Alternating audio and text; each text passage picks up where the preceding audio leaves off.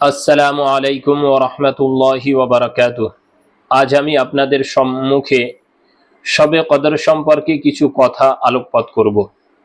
আল্লাহ রাব্বুল আলামিন শবে কদর সম্পর্কে কোরআনে কারিমে জানিয়েছেন, ইন্না আনজালনাহু ফি লাইলাতিল কদর ওয়া মা আদরাকা মা লাইলাতুল কদর, লাইলাতুল কদরি খায়রুম মিন আলফি শাহর, ইলা আখিরি আয়া। এবং অপরদিকে আল্লাহ নবী সাল্লাল্লাহু আলাইহি ওয়াসাল্লাম এই শবে কদর সম্পর্কে বলেছেন, মান কামা লাইলাতাল কদরি ঈমানান ওয়া ইহতিসাবান গুফিরা লাহু মা তাকদ্দামা মিন যামবি। আল্লাহ রাব্বুল আলামিন বলছেন যে তোমরা কি জানো যে শবে কদর কি? তারপরে আল্লাহ রাব্বুল আলামিন এই আয়াতে, এই সূরায় আল্লাহ রাব্বুল আলামিন জানিয়েছেন যে শবে কদর এমন একটি রাত, যে রাতটি হলো হাজার মাসের থেকে উত্তম। কত উত্তম সেটা আল্লাহ রাব্বুল আলামিনই জানেন, তাছাড়া আর কেউ জানে না। আল্লাহ রাব্বুল আলামিন এই শবে কদর আমাদেরকে এই কারণে দিয়েছেন যে আল্লাহ রাব্বুল আলামিন শেষ নবীর উম্মতের হায়াতকে অল্প করেছেন আর তাদের আমলে আল্লাহ রাব্বুল আলামিন বরকত ঢেলে দিয়েছেন, যেটা আমরা এই আয়াত দ্বারা আমরা প্রমাণিত হয়, আমরা বুঝতে পারি। আল্লাহ রাব্বুল আলামিন এই এক রাতের ইবাদত কেউ যদি করে, আল্লাহ রাব্বুল আলামিন তাকে হাজার মাসের চেয়ে অধিক পরিমাণে সওয়াব দান করবেন। আর এই হাজার মাস যদি আমরা গণ্য করি তাহলে ৮৩ বছর ৪ মাস বসে।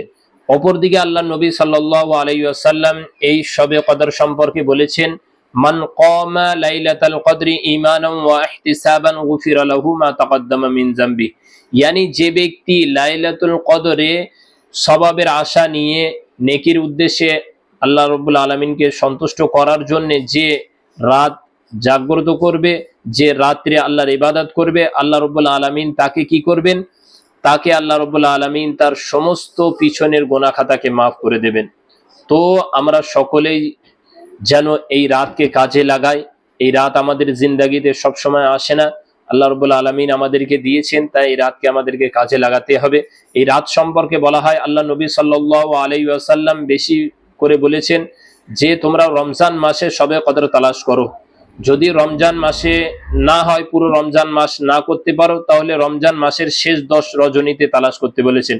তারপরে আল্লাহ নবী সাল্লাল্লাহু আলাইহি সাল্লাম বলেছেন, যদি শেষ 10 রজনীও যদি না তালাশ করতে পারো, তাহলে শেষ 10 রজনীর বিজোড় রাতে, ইয়ানি 21, 23, 25, 27 আর 29 এই রাতে তোমরা শবে কদর তালাশ করবা। আর যদি তোমরা এই রাতে তালাশ করো তো অবশ্যই তোমরা কি করবা? শবে কদর পেয়ে যাবা। তো আমাদের করণীয় কাজ হলো যে শবে কদর তালাশ করা আর এই রকম বরকতপূর্ণ রাত থেকে ফায়দা হাসিল করা। কারণ আল্লাহ নবী সাল্লাল্লাহু আলাইহি সাল্লাম বলেছেন, যে ব্যক্তি শবে কদর থেকে মেহরুম হলো, সে সমস্ত ভালাই থেকে, সমস্ত খায়ের থেকে বঞ্চিত হলো, মেহরুম হয়ে গেল। তো এই কারণে আমরা যেন মেহরুম না হই, আমরা সকলেই এই রাতকে তালাশ করব। আর আল্লাহ রাব্বুল আলামিন আমাদের সকলকে শবে কদর নসিব করুন, আমিন।